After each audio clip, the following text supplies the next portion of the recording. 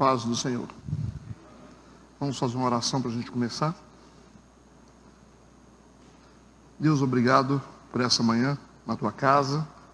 Que teu Espírito nos conduza em triunfo, através da tua sabedoria, possamos crescer um pouco mais na tua palavra. Nós consagramos tudo a ti, em nome de Jesus. Amém e amém. Vamos para Josué capítulo 16 e precisamos fazer também o capítulo 17. Fique tranquilo que não vai ser demorado não. Que os capítulos eles estão bem associados e o capítulo 16 é pequenininho. Ok? Nós vamos estudar hoje Josué 16 e 17. 16 e 17. E nesses dois capítulos, nós vamos tratar das heranças dos filhos de José, Efraim e Manassés. Semana passada nós falamos sobre Judá, né? A herança de Judá. E hoje vamos falar da herança de Efraim e Manassés, filhos de José. Na semana passada nós verificamos no capítulo 15 a distribuição da terra de Judá, que foi a tribo mais relevante de Israel. Amém?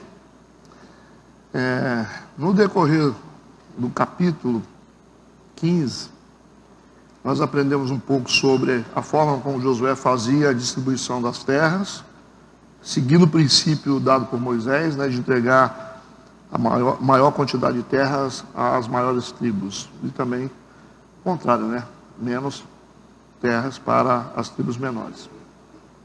E a qualidade da terra era feita através de sorteio. Nós vimos também o direito de primogenitura indo para Judá, em função do comportamento errado de Rúben, vocês lembram disso, né? E Judá deu boa resposta aos propósitos de Deus. Só recapitulando, aprendemos também sobre a caverna de Macpela, comprada por Abraão, onde estão enterrados os patriarcas, né? Inclusive, segundo a tradição judaica, quem? Adão. Vimos Caleb usando a inteligência, já no final da sua vida, né? Encerrando a sua missão, com a iniciativa de colocar o seu sobrinho e genro para lutar por ele. Falamos sobre a cidade do Sal, sobre a caverna de Qumran, onde foram encontrados os manuscritos do Mar Morto, em 1940, todo mundo lembrando? E finalizamos o capítulo 15, falando sobre os jebuseus, que significa terra pisada, e sobre a dificuldade dos israelitas em desalojá-los de Jebus, certo? Só recapitulando o capítulo 15. Vamos para o capítulo 16. Agora, vamos prestar atenção, porque esses dois capítulos são muito importantes. Versículo 1 do capítulo 16. Saiu depois a sorte dos filhos de José, desde o Jordão na direção de Jericó, junto às águas de Jericó, para o oriente, estendendo-se pelo deserto que sobe de Jericó, pelas montanhas de Betel. A gente inicia esse capítulo esclarecendo algumas coisas desse versículo 1, né? 12 tribos de Israel foram formadas, por quê? Porque Jacó teve 12 filhos, ok? Então os 12 filhos, homens de Jacó, formaram as 12 tribos de Israel. Então é bom sempre lembrar disso, por isso que são as 12 tribos. Então, desses 12 filhos, tinha José, e ele teve 2 filhos chamados Manassés e Efraim. Lembra da história, né? Quando Jacó se encontrou com José, ele prometeu adotar os 2 filhos dele como filhos legítimos. Então Jacó disse: olha, você tem 2 filhos, Manassés e Efraim, então eu vou adotá-los como filhos legítimos, e por isso, esses 2 filhos, sendo agora legítimos, eles vão passar a ter direito à herança. Entendido? Isso fez com que José recebesse uma porção dobrada. Ele não era um filho? Como ele tinha 2 filhos que foram considerados por Jacó como filhos legítimos, então José recebeu uma porção dobrada para dividir para os filhos. Isso é importante a gente entender. Por isso que o versículo 1 não está falando sobre José, mas sobre Manassés e Efraim. Olha como começa o versículo. Ó. Saiu depois a sorte dos filhos de José. Não está falando sobre José. Está falando sobre os dois filhos dele. Então a história aqui é sobre os dois filhos. Porque ele dividiu com os dois a herança. A distribuição das bênçãos de Jacó sobre os filhos está seguindo aqui o mesmo critério por causa do Rúben, o erro do Rúben. Então você está vendo aqui que o José está recebendo uma porção interessante também, e o Rúben está lá para trás, né? Certo? Porque o que ele fez? O que o Rúben fez? Errado. Quem lembra? Ele se deitou com uma das concubinas do seu pai. Certo? Então é por isso que esse versículo 1, se você for ler do 1 até o 4, a gente vai estudar assim, tá? Sempre lendo aquilo que é mais necessário. Então, do versículo 1 até o 4, a gente tem um resumo das bênçãos dadas a Manassés e Efraim. É um resumo. Aí você vai ver no versículo 2, e de Betel vai para a Luz e passa ao termo dos Arquitas até Atarote, desce do lado do ocidente ao termo de Jafleti até o termo de Bet-Horon, de baixo até Jezé, indo terminar no mar. Assim alcançaram a sua herança os filhos de José, Manassés e Efraim. Então nós temos aqui, do versículo 1 até o 4, simplesmente o resumo das bênçãos dadas a esses dois filhos. Tudo bem? Só aqui a gente já venceu 4 versículos. Já no versículo, do versículo 5 ao 10º, nós vamos ter a distribuição detalhada para a tribo de Efraim. Primeiro deu uma visão global do que foi dado aos dois. Agora, do versículo 5 até o versículo 10, a gente tem essa distribuição detalhada para a tribo de Efraim. Estão acompanhando o raciocínio? Apenas uma narrativa, né, detalhada e direta do que Efraim herdou. Vamos ler. Versículo 5. E foi o termo dos filhos de Efraim, segundo as suas famílias, como se segue. O termo da sua herança para o oriente era Atarote Adar até Bet-Horon de cima. E sai esse termo para o ocidente junto a Miqumetá, desde o norte, e torna este termo para o oriente até Taanat e Siló. E passa por ela desde o oriente a Janoá e desce desde Janoá a Atarote e a Tanarate. Toca em Jericó, terminando no Jordão. De Tapua vai esse termo para o ocidente ao ribeiro de Caná, terminando no mar. Esta é a herança das tribos dos filhos de Efraim, segundo as suas famílias.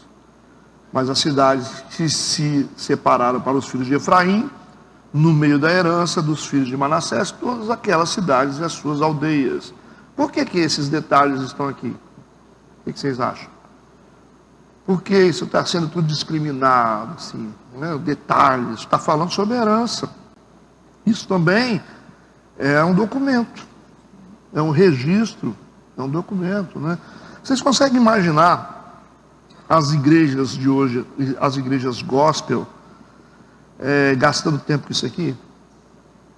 Vocês acham? Vocês conseguem? Sim, você vai naquele escutão, né? E alguém gastando tempo com esse tipo de informação aqui. Consegue imaginar isso? Então tem muita coisa na Bíblia que as pessoas não gastam tempo, porque acham que não tem relevância. Será que Josué capítulo 16 e 17 tem alguma coisa para ensinar para a gente? O que vocês acham? É igual cavar num terreno difícil, né? E ter que tirar tesouro dos lugares bem profundos. É isso que torna a vida espiritual interessante, né? Então tem coisas que a gente só consegue descobrir através do Espírito Santo. Então é bom, né? Quando você tem uma vida no Espírito, você consegue cavar fundo. Quando você não tem, aí você fica só na superfície. Então as coisas mais importantes estão nos lugares mais profundos. Aqui a gente tem os detalhes da distribuição das terras para Efraim. É um registro que funciona como um documento, né? Detalhe, assim, documento é assim, né? Tem que dar detalhe, né? E a gente procura saber o que Deus quer falar com a gente através disso. Então vamos seguir. Mas especificamente no versículo 10, agora a gente leu alguns versículos, a gente agora vai especificamente para o versículo 10. Depois dessa descrição detalhada do que foi dado para Efraim, a gente tem o versículo 10, onde a coisa vai mudar. O tom muda. Porque esse versículo 10, ele vai tratar da maneira como Efraim lidou com a sua herança.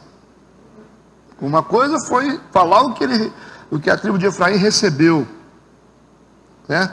E detalhar o que foi recebido por eles. A outra coisa agora, está no versículo 10, é como eles lidaram com isso. Como a gente lida com aquilo que a gente recebe de Deus. Certo? E por isso que esse versículo 10 vai nos chamar muita atenção. Certo? Então vamos saber como que Efraim está lidando, né, com a bênção que recebeu de Deus. Versículo 10. E não expulsaram aos cananeus que habitavam em Jezé. E os cananeus habitam no meio dos efraimitas até o dia de hoje, porém, sendo-lhes tributários. O que vocês acham que significa isso? Sendo-lhes tributários. Quem vai arriscar? Exatamente. Vão pagar tributos, mas na tradução original está dizendo que eles foram feitos escravos. Quem tiver uma tradução aí, está escrito isso. Deus não mandou expulsar? Deus não mandou expulsar os moradores da terra? E então por que eles resolveram, ao invés de expulsar esses inimigos, que são aqui os cananeus, por que o povo de Efraim não expulsaram? Por que eles não expulsaram? Mas resolveram fazê-los de escravos. O que você está entendendo aqui? Vocês perceberam que a tribo de Judá não conseguiu expulsar? Lembra disso? E aqui, vocês acham que a tribo de Efraim consegue expulsar? O que vocês acham? Por que vocês acham que consegue expulsar? Está no texto. Se eles têm poder para fazê-los de escravos, então eles têm poder para expulsar, poxa. É a lógica. Então nós temos aqui duas coisas diferentes. Nós temos Judá que não conseguiram, tentaram, mas não conseguiram expulsar os inimigos, acabar com a legalidade de ter os inimigos dentro da terra, deixar algumas coisas ficar na vida da gente. Lutaram, mas não conseguiram. E por fim Judá falou, já que não tem jeito, vamos deixar isso aí.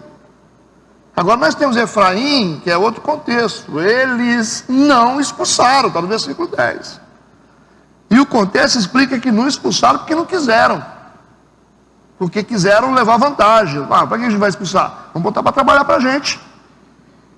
Entenderam isso? Então esses sendo-lhes tributários, que está no finalzinho do versículo, significa foram obrigados a trabalhar como escravos. A ideia aqui é extrair essa lição espiritual de como cada tribo está tratando de forma diferente as bênçãos recebidas de Deus. Ou seja, é uma imagem de como cada crente lida com aquilo que recebe de Deus. Deus falou, expulse esse povo. Expulse. A tribo de Judá falou, então vamos expulsar. Lutaram, não conseguiram, então vamos aceitar. Vamos permitir. Efraim podia expulsar, mas escolheu levar vantagem. A recompensa, né, da legalidade. Entende isso? Entenderam? Para os nossos dias de hoje, essa é uma imagem clara da igreja, dos cristãos que vivem de forma diferente na sua caminhada com Deus. Não é isso? Bom, tem gente que luta para poder se livrar de algumas coisas, mas não consegue. Outros não querem se livrar, podem, mas não se livram, porque vê nisso uma vantagem. Então, muitos cristãos vivem dessa forma, né? Uns de um jeito, outros de outro. Então, a tribo de Judá, vocês lembram lá no capítulo 15, versículo 63. Deixa eu ler a tribo de Judá, no capítulo 15, versículo 63, para a gente relembrar qual foi o posicionamento deles diante daquilo que Deus deu. O texto começa dizendo o quê? Não puderam. É uma situação diferente. Não conseguiram, mas tentaram. Provavelmente eles lutaram muito para tentar tirar os inimigos dali. Porém, os filhos de Judá não puderam expulsar os jebuseus que habitavam em Jerusalém. Assim habitaram os jebuseus com os filhos de Judá em Jerusalém até o dia de hoje. Então, enquanto Judá não pôde expulsar, Efraim não quis expulsar. Duas coisas diferentes, certo? Você quer ser livre, luta, mas não consegue. Outros têm condição de serem livres, mas falam, sabe uma coisa? Esse negócio é bom, né? E que eu vou sair fora disso. Tem um controle sobre isso, não é essa sensação. Dois tipos de cristãos, né? Essa é a imagem. Enquanto a tribo de Judá se tornou legalista, devido a uma impossibilidade, que eles lutaram, né? Só não conseguiram. Então, tudo bem, a gente desiste. Eles desistiram porque lutaram e não conseguiram. Então, tem crente que é assim, né? Tenta, não consegue, aí fala, vou tentar mais não. Foi isso que eles fizeram, a tribo de Judá? Lutaram um tempo, não conseguiram lutar, aí consentiram. Nós temos a tribo de Judá, então, que se tornou legalista, devido à sua impossibilidade. Efraim se tornou legalista em função de uma escolha, de um consentimento. Entenderam? Podemos seguir? Duas coisas aqui. Uma coisa é viver no legalismo por causa da impossibilidade de se libertar. Outra coisa é viver no legalismo por consentimento e por causa do benefício. Parar para quê, né? Está tão bom. Entenderam isso? Qual dos dois estão certos? Nenhum dos dois. Nenhum dos dois. Estão errados. Então esse é o retrato do povo de Deus. Se Efraim podia controlá-los, foi essa que nós chegamos dessa conclusão. Já que fizeram eles de escravos, então eles poderiam expulsá-los, se eles realmente quisessem, né, Renato? Mas deixa eles aí, né? Vamos fazer de escravos. Isso também nos revela como os cristãos tratam alguns pecados. Ok? Uns permanecem por causa da recompensa, outros permanecem por causa da desistência da luta. Se a gente for começar a pensar, é fácil de encontrar pessoas assim. Entenderam? Tudo bem? Podemos seguir? Agora, vamos continuar com essa diferença entre Judá e Efraim. Judá queria obedecer a Deus. Tentaram, mas não conseguiram. E por fim, desistiram. Efraim podia obedecer, mas escolheram não obedecer. Então, essas duas imagens precisam ser claras para vocês. Desses dois tipos de pessoas, ou grupos, ou cristãos dos dias de hoje, tá? Efraim é o exemplo de cristãos que tentam caminhar em sua própria compreensão de obediência. Efraim é assim. Deus não disse assim, vocês têm que chegar nas terras, vocês têm que expulsar os inimigos. Aí o que Efraim fez? Para que expulsar se a gente pode botar eles para trabalhar? Então, esse retrato. Viu como que isso é profundo? Você tentar caminhar na sua própria compreensão de obediência, é igual o cara que diz assim, eu faço isso, qual é o problema? É você dizer para Deus assim, Deus, o Senhor falou, mas não é assim do jeito que o Senhor pensa, né? Então, você viu como que a coisa é séria aqui? O Senhor falou, mas não tem nada a ver, né? Eu tenho esse vício meu aqui, eu faço isso, eu bebo, eu fumo, né? Mas eu acho que não tem nada a ver essas coisas. Tem gente assim hoje? Tem muita gente de Efraim. Você é uma pessoa violenta e você defende essa ideia. Você arranja uma justificativa, porque você quer passar na frente de Deus, você quer ensinar a Deus a fazer as coisas. Isso é muito grave, cara. Quando você escolhe compreender a obediência do seu jeito. Você fala, não, eu faço do meu jeito. O que mais tem é isso. A Bíblia não está falando que tem que ser assim. Por que você fala que é assim? Eu acho que não tem nada a ver, pastor. Eu acho que isso aí é, sabe? É igual uma pessoa falou comigo assim, pastor, aqui não é obrigado a entregar dízimo não, né? Eu falei, por que não? Eu falei, porque o senhor não fala. O fato de você não estar dizendo toda hora, a Bíblia não diz. É crente velho, né? Já deve ter ouvido isso em algum lugar, né? Porque tem igreja que pede, não pede? Aí você é esperto, né? Você passou por um monte de igreja que pede toda hora. Quando você chega em uma que não fala disso tão enfaticamente, então você falou assim, é nessa brecha que eu entro. Você viu que esperteza malandra de crente de hoje? As pessoas são assim, né? Não tem nada a ver. Vamos ser crente do nosso jeito, né? Vamos fazer do nosso jeito. Gente, tem um conjunto de regras, princípios. A gente não pode ignorar as coisas e fazer do jeito que a gente quer. Então, se você começar a esmiuçar a vida, tem homem cristão que bate na mulher, que está dentro de igreja. Eu já atendi gente assim. Quem apanhou, né? Quem bate não vem, né? Quem apanhou vem falar, né? E fala assim, poxa, mas ele é um homem de Deus, né? Ele é respeitado, né? Fazer. Defende ainda o agressor, porque está na cabeça que isso é certo. Homens que tratam mal os filhos, mulheres que desrespeitam os maridos e acham que isso é natural. Não, quem manda lá em casa sou eu. Por que você acha que isso é certo? Você acha bonito você configurar um marido banana? Tem mulher que acha isso lindo. Porque ganha um pouquinho mais, não, porque eu sou... Quem manda sou eu. E tem o maior orgulho de dizer isso. Isso é feio, né?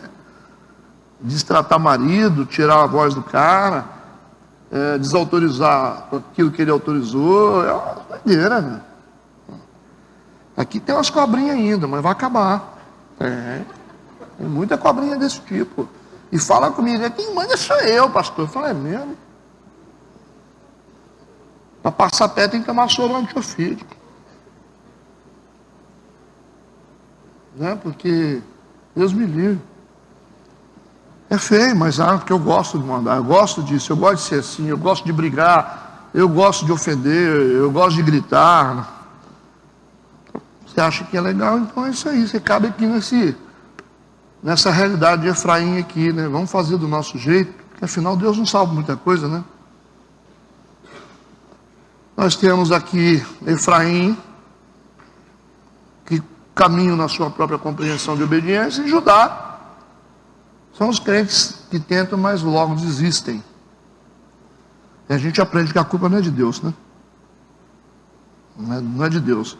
Vamos voltar a Josué capítulo 13, versículo 6. Josué 13, 6. O que Deus diz? Vamos ver.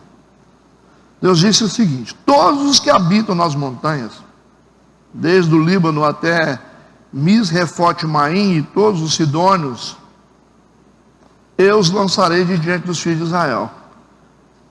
Quantos que Deus falou que ia expulsar? Todos, não foi isso? Então Deus está dizendo, eu vou expulsar, eu estou com vocês.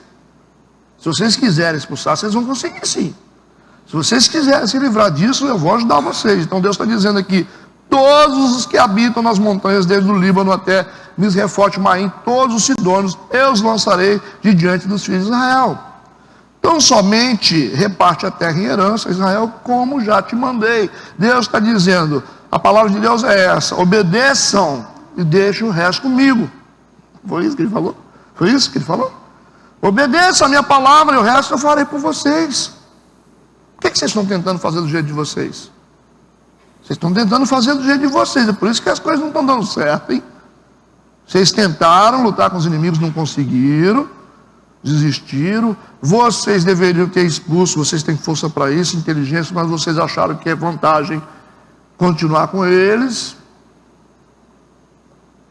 Obedeçam e deixem o resto comigo.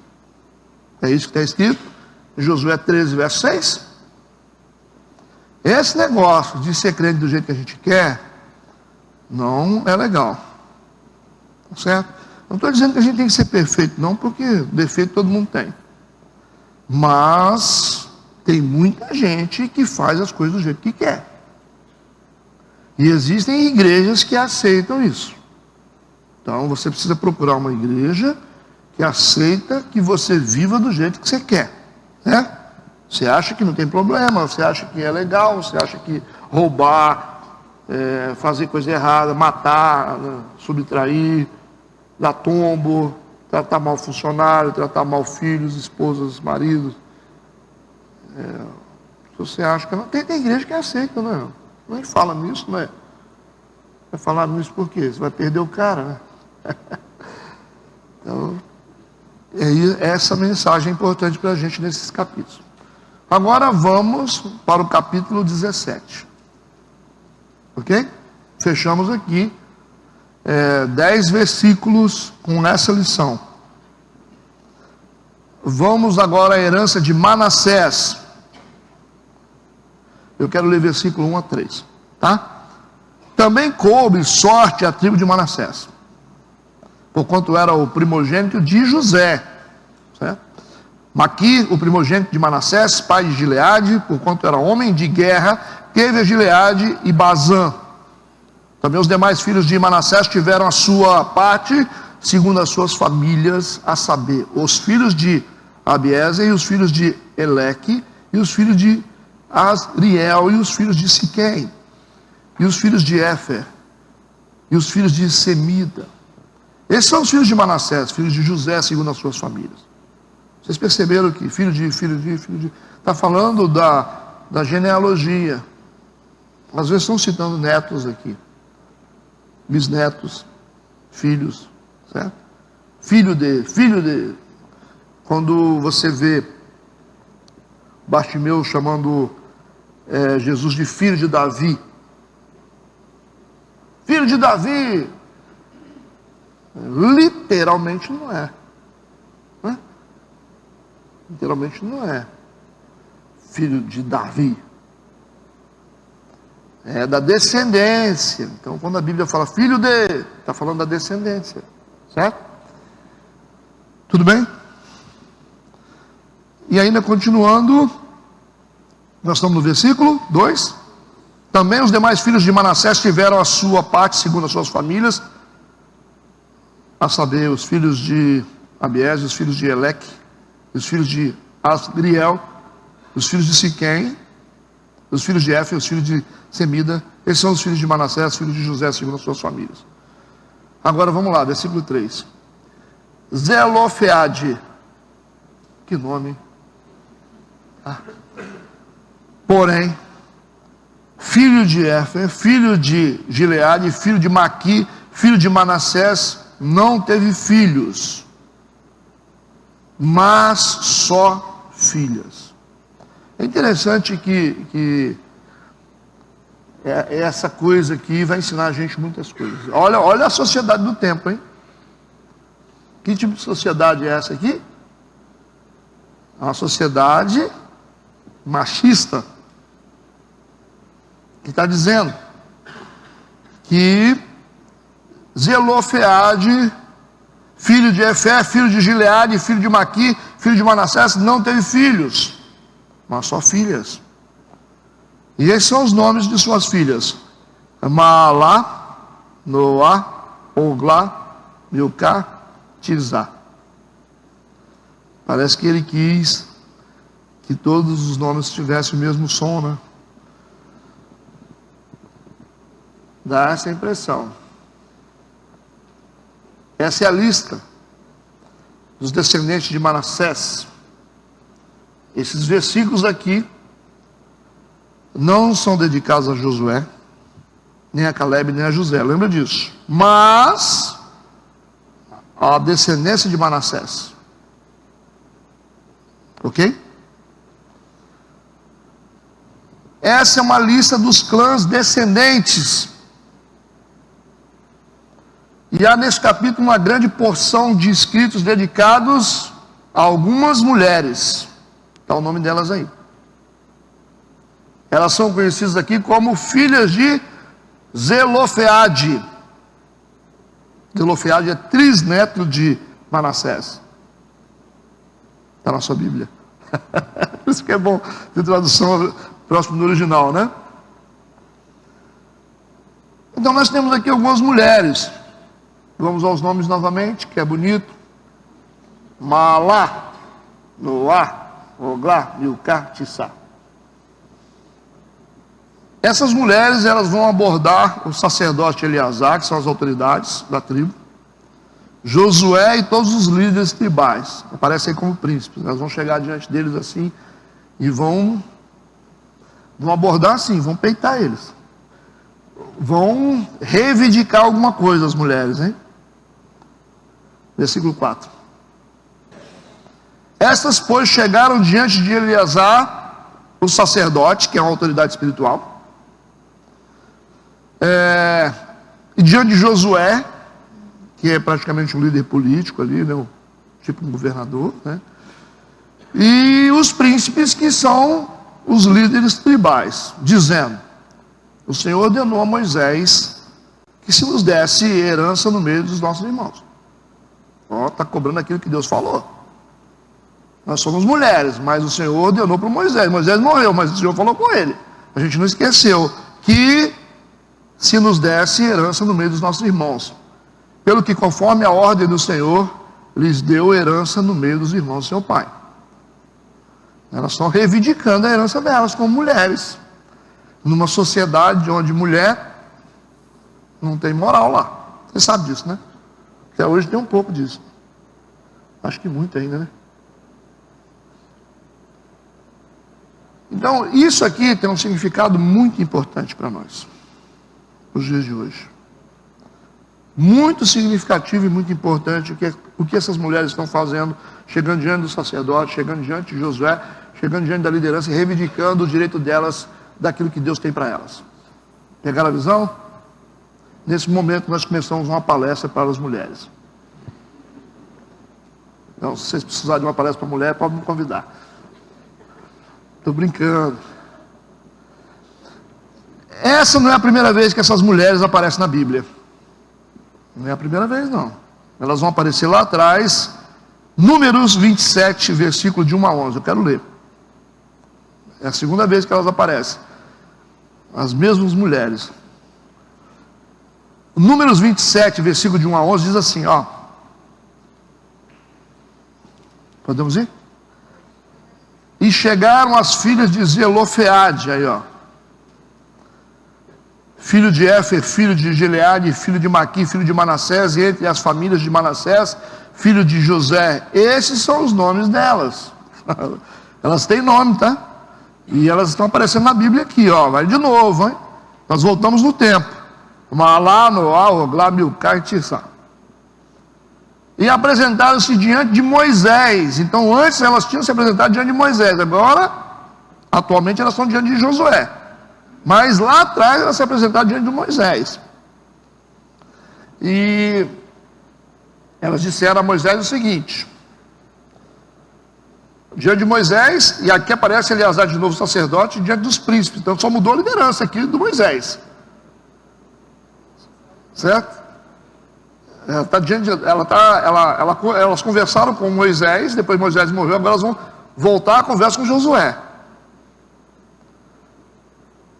E diante de todos os príncipes de toda a congregação, à porta da tenda da congregação, dizendo: nosso pai morreu no deserto. Elas estão dizendo, não é uma só. Elas vieram juntas reivindicar o direito delas da parte de Deus. Elas querem saber. É isso que o texto está dizendo. Citou o nome delas e disse, o texto diz que elas vieram diante dele. Então elas estão falando uma só voz aqui. Lógico que tem uma representante, mas elas estão concordando com a mesma coisa. Elas estão unidas com o mesmo propósito, elas estão unidas com a mesma visão e dentro do que elas querem. Elas vão dizer: nosso pai morreu no deserto e não estava entre os que se congregaram e não estava entre os que se congregaram contra o Senhor no grupo de Coré, mas morreu no seu próprio pecado e não teve filhos, homens, né? Então ele falou: nosso pai morreu no deserto porque ele morreu por causa do pecado dele. Então ela já estava falando assim: olha, nosso pai morreu em pecado por causa dos erros dele diante de Deus. Ele não estava no meio da rebelião, mas ele morreu no deserto por causa dos pecados dele. Já estão dizendo, falando sobre o que o pai delas era. O cara já tem um currículo ruim, o pai delas. Então você já imaginou, mulher e o pai delas que já morreu já o pai, e tem currículo ruim, como é que faz? Essas mulheres, dá a impressão que elas não vão ter muito direito de muita coisa, né? Elas são mulheres, o pai morreu e o pai não prestava. Então vocês, como diz o Devan, pega o beco aqui e sai vocês tudo. Mas elas estão diante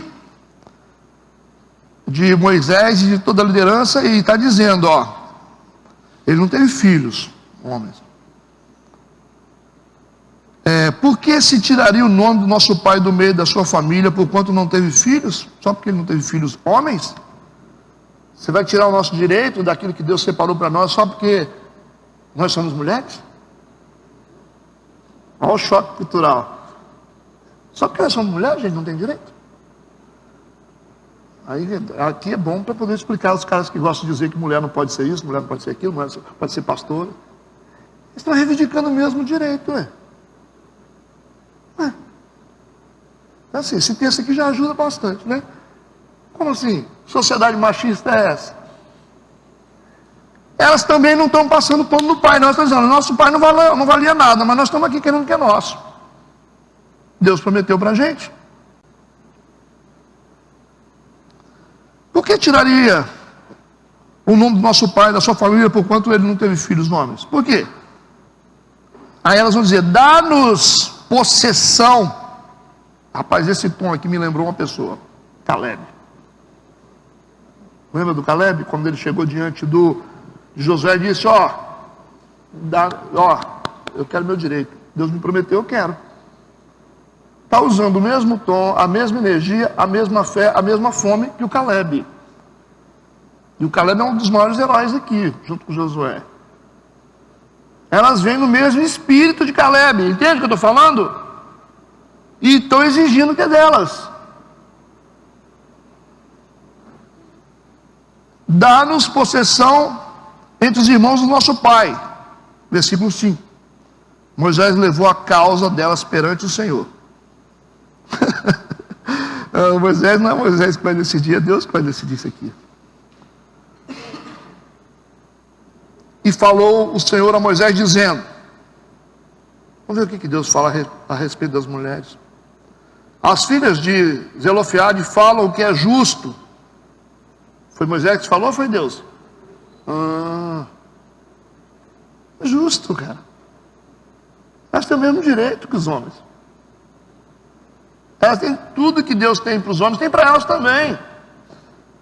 Certamente lhes dará possessão de herança entre os irmãos de seu pai, e a herança de seu pai farás passar a elas, Deus falou. Foi Deus que falou, ainda bem que colocaram bem claro aqui. E falarás aos filhos de Israel, dizendo: quando alguém morrer e não tiver filho, então fareis passar a sua herança à sua filha. E se não tiver filho, então a sua herança dareis a seus irmãos. Porém, se não tiver irmãos, então dareis a sua herança aos irmãos de seu pai. Se também teu pai não tiver irmãos, então dareis a sua herança a seu parente, aquele que lhe for o mais chegado da sua família, para que possua isso aos filhos de Israel, será por estatuto de direito, como o Senhor ordenou a Moisés. Pronto. Deus falou. Não tem essa, ele falou assim. Herança é herança, meu amigo. Nós temos direito. O que Deus tem para nós é direito dos homens e é direito das mulheres. Então Deus está colocando as mulheres na Bíblia mais uma vez, por quê? Essas mesmas mulheres aqui. Porque Ele está ensinando a gente o seguinte: Ele valoriza as mulheres. Ponto. Okay? A primeira missionária foi Maria Madalena? Pregou o Evangelho? Ou não? A mulher samaritana pregou todas as regiões de Samaria. Depois teve um encontro com Jesus. O maior evangelista que teve. E aí, como é que faz? Então Deus valoriza as mulheres? Isso numa sociedade dominante e masculina, como é que faz? Um choque para a sociedade local daquela época. Olha, isso aqui é bem antes, no Antigo Testamento nós estamos. Isso é pior ainda. Se na época de Jesus estão apedrejando mulher, o que eles faziam com as mulheres aqui? Aí a galera ficou todo mundo assim, né? Os homens ficaram engasgados. Talvez estão pensando assim: ué, que Deus é esse que acha que as mulheres e os homens são iguais? Vamos olhar novamente para Números 27. Números 27, agora no versículo 2 e 4. Quero enfatizar. E apresentaram-se diante de Moisés. Apresentaram-se. Tem uma mulher sozinha aqui? Não. Diante de Eleazar, o sacerdote, diante dos príncipes. Eles estão lá no Supremo Tribunal, meu amigo. Está exigindo da lei o que Deus falou. E a porta da tenda da congregação dizendo, versículo 4, pulo para o 4. Por que se tiraria o nome do nosso pai do meio da sua família, por quanto não teve filhos? É por isso? Nós estamos aqui. Dá-nos possessão entre os irmãos do nosso pai. Mesma atitude de Caleb diante de Josué. Lembrando o mesmo tom, mesma ousadia, mesma fé, mesma fome das promessas de Deus. Está claro isso? É bíblico ou é só um argumento meu? A gente tem que aprender a responder para a sociedade através da Bíblia, não através de conversa. Tem gente que gosta de ficar falando as coisas, mas você tem que olhar para a Bíblia. Isso nos ensina o seguinte, que a fé não depende de gênero masculino ou feminino. Ok? Se é masculino, se é feminino. É uma questão de espírito. Fé é fé. Por isso tem muita mulher que está botando o homem no chinelo aí. Essas mulheres não se permitiram ser vítimas do mau exemplo do pai. Olha. Essa desculpinha de, porque o papai não sei o quê, é por isso que eu sou uma coitadinha, porque o papai era isso. Não, elas não se vitimizaram por causa do mau exemplo do pai. Porque ele morreu no deserto por causa do pecado. Ok? Mas elas disseram: nos dê o que Deus tem para nós. Está ensinando muita coisa, né? Elas estão simplesmente mantendo os olhos nas promessas de Deus. É isso. Outra coisa importante, elas estão se revelando como mulheres, a gente chama de mulheres piedosas ou mulheres espirituais. Quando elas buscaram as coisas de Deus juntas. Se revelaram como mulheres espirituais quando elas decidiram buscar as coisas de Deus juntas. Tem que ser junto, né? Porque,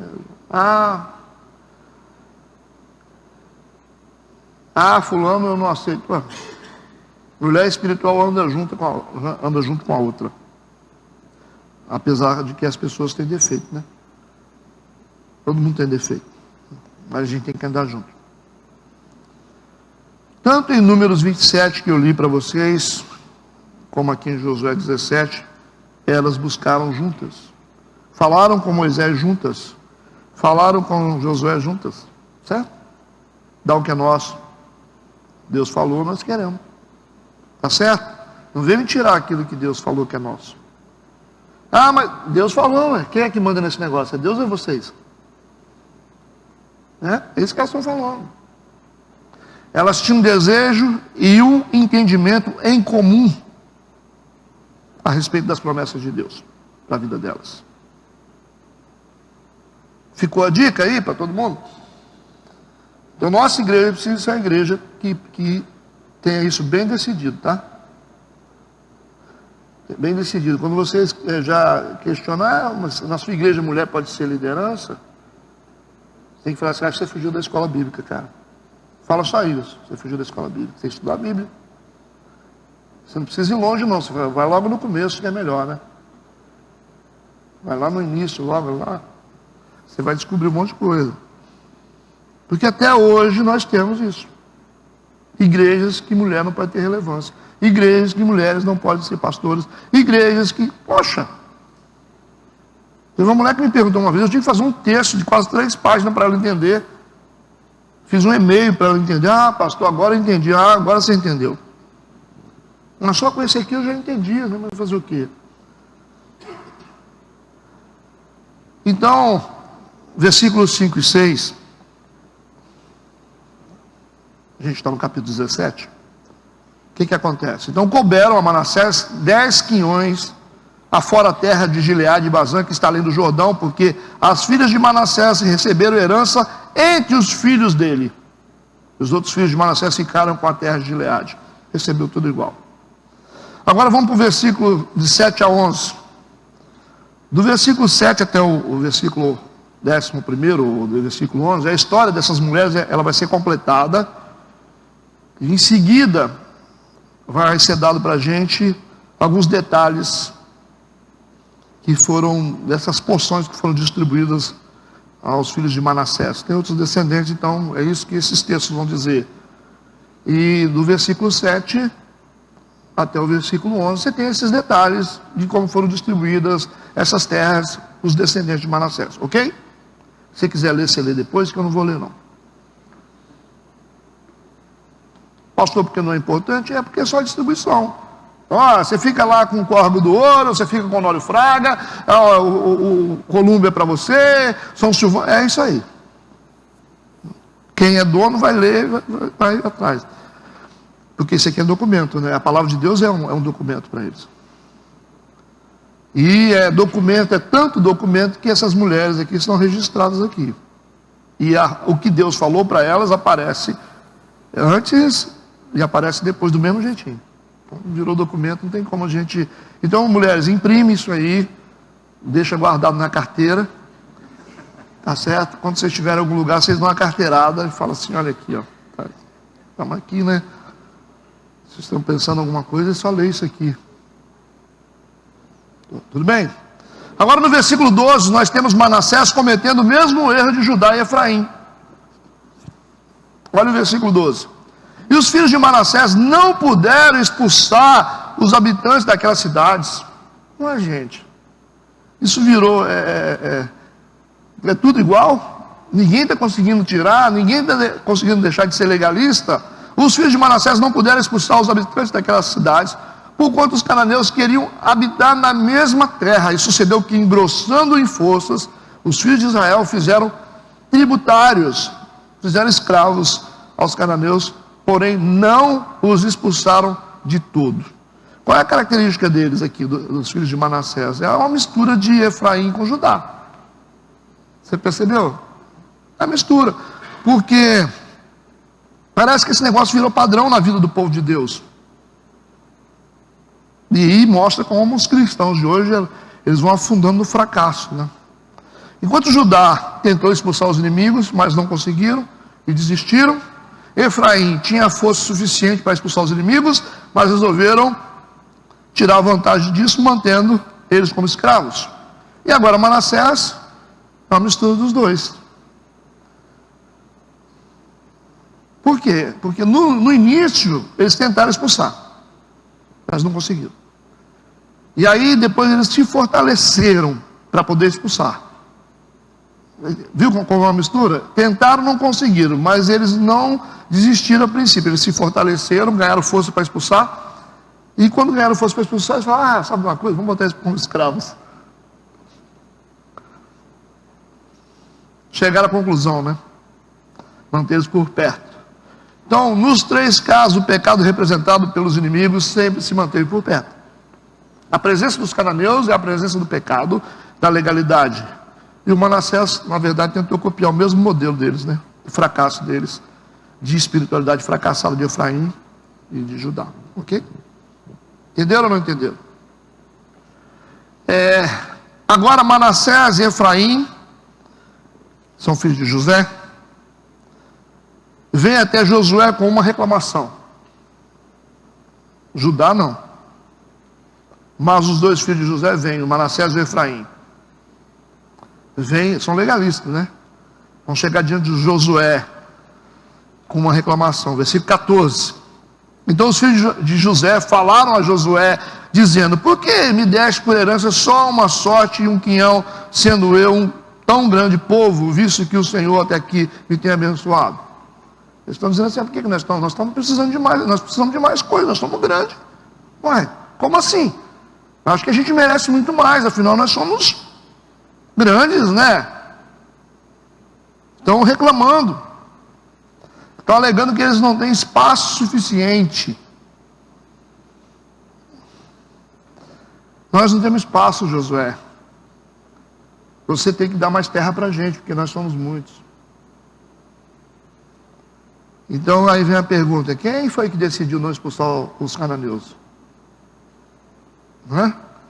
Ué, vocês não quiseram expulsar, agora vocês estão reclamando de espaço por quê? Vocês deixaram de ficar na terra de vocês. Percebe o que acontece? São os legalistas reclamando com Deus. É isso aqui, ó, a imagem é essa. A imagem infeliz, né? Pessoas que têm a capacidade de reclamar com Deus, mesmo quando elas estão vivendo uma vida totalmente fora da visão de Deus. Tem isso hoje? Gente que gosta de reclamar com Deus, mesmo vivendo dentro de uma vida de descompromisso. Vocês não tiveram compromisso com a minha palavra, vocês deixaram os cananeus lá dentro por conta própria, vocês não decidiram, agora vocês vêm reclamar? Não é verdade? A gente faz a coisa errada e depois vem reclamar com Deus. Porque Deus nada, você que fez. Porque Deus me abandonou. Deus não te abandonou não, você que fez. Você que é legalista, você que fez errado, você que tomou decisão errada, agora você vem reclamar com Deus? Vamos ler Provérbios 19, versículo 3, se isso tem fundamento aqui, que eu estou falando. Provérbios 19, versículo 3. A astúcia do homem perverterá o seu caminho. A astúcia do homem, tá? Que vai perverter o seu caminho. E o seu coração se irará contra o Senhor. Mas, gente, quer dizer, o homem perverte o seu próprio caminho, através da sua astúcia, mas a ira dele vai contra Deus. Engraçado, né? Na King James está melhor: a perversidade do ser humano corrompe a sua vida, mas é contra o Senhor que sua alma se rebela. Você tem que ficar com raiva de você, né? Com raiva de Deus não. Vai se virar com seus problemas. E eles estão reclamando aqui diante de: nós não temos espaço, nós somos muito grandes, e a gente precisa de mais, Vamos ver o que Josué vai dizer para eles. Versículo 15. E disse-lhes Josué: se tão grande povo és, sobe ao bosque e ali corta para ti lugar na terra dos perizeus, dos refaíns, pois que as montanhas de Efraim te são tão estreitas. Estão reclamando que são estreitas, então você sobe a montanha, vai lá e luta contra esses gigantes que tem lá em cima. Vai lá.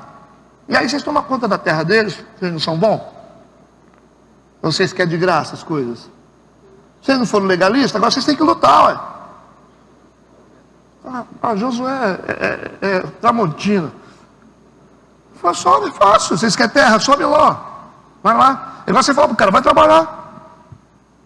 Você quer dinheiro? Vai trabalhar, irmão. Vai trabalhar, você tem que lutar. Você está achando que você vai ganhar terra de graça aqui? Vocês legalizaram a terra que era para vocês serem expulsados dos inimigos, agora vocês querem reivindicar de Deus? A resposta de Deus para eles, pela boca de Josué: vocês querem alguma coisa, vocês vão lutar agora. Vai cortar lenha lá em cima. Mas lá tem. Aí a desculpa deles aqui, ó. Eles estão com falta de fé, indisposição, né? Não tem coragem para lutar. Então eles disseram aos filhos de José, versículo 16. Disseram aos filhos de José, né? As montanhas não nos bastaria pouco. Também carros de ferro há entre todos os cananeus que habitam na terra do vale. Então estão dizendo o seguinte: mas tem um monte de carro de ferro, né? E o exército deles é poderoso, mesmo não vão tomar com as terras, né? Entre os de Bet-Sean e suas vilas, entre os que estão no vale de Jezreel. Ele falou, a desculpa deles: primeiro disseram que a terra é pouca para eles, depois disseram que os inimigos são muito poderosos que estão lá em cima, tentando justificar. Mas quer terra de graça, né? Quer bênção de graça. Mas Josué não mudou a palavra dele, não. Ele não mudou a palavra, ele não mudou a pregação dele, mesmo diante desses argumentos aqui, né, de fracasso, de limitação. Eles queriam terra sem esforço. Josué disse: vocês vão lutar. Vai lá, bota para correr os inimigos e toma posse. Versículo 17, 18. Josué, ele não vai mudar o discurso dele, em função dos argumentos. Josué falou à casa de José, Efraim e a Manassés, dizendo: vocês são bons, vocês são um povo grande. Elogiou eles. Vocês não falaram que vocês são bons? Vocês chegaram falando: nós somos grandes, nós precisamos de mais terra, não sei o quê. Ele vai afirmar: vamos em cima de que vocês falaram. Ele está afirmando isso, grande povo és. Vocês são grandes. Vocês são bons, vocês são ótimos. E grande força vocês têm. Está elogiando eles. Só está amplificando o que eles falaram. Vocês não chegaram aqui reivindicando o que vocês são, né? Então, vocês vão lutar assim. Igual tinha um patrão que falava comigo assim: você vai dar um jeito, você é um cara inteligente. Ele falava: você é inteligente, você vai conseguir fazer. E ele está fazendo a mesma coisa, dizendo: vocês são fortes, vocês são grandes, vocês não terão uma sorte apenas, Deus vai abençoar vocês. Vocês podem lutar, vocês vão conseguir. Porém as montanhas serão tuas, ainda que é bosque, cortá-los, vocês vão, é só vocês cortar as árvores. Vocês estão querendo terra de graça, vocês vão subir lá, vocês são fortes, vocês são poderosos, vocês vão vencer os inimigos. Mas está cheio de árvore. Não, é só vocês cortar. Pode cortar, vocês vão ficar bem lá. E as suas extremidades serão tuas, porque expulsarás os cananeus, ainda que tenham carros de ferro e ainda que sejam fortes. Então a palavra de Deus não muda, basta a gente ter coragem de andar por ela. Então, para quem gosta de dizer que é bom e que precisa de mais, é só você trabalhar. Você é sabido, você vai conseguir. Deus vai te ajudar, você pode ir lá, confia. Mas tem árvore, vocês cortam. Mas tem inimigos, vocês vencem. Entenderam a história? Do capítulo 16, 17, por que nós precisamos falar sobre os dois? Então a gente abordou aqui a herança de Judá, semana passada, e hoje a herança de Efraim e Manassés. Será que nós vamos ter mais exemplos nas próximas tribos que receberam a herança? Mais exemplos de crentes, né, de homens e mulheres de Deus? Vamos lá, né? Vamos orar. Pai Santo, querido, no nome de Jesus, te agradecemos por estarmos aqui na tua presença. Nos leve em paz, guardados e abençoados pelo teu poder. Que tenhamos um culto abençoadíssimo nessa noite, que é para a honra e glória do teu nome. Amém e amém.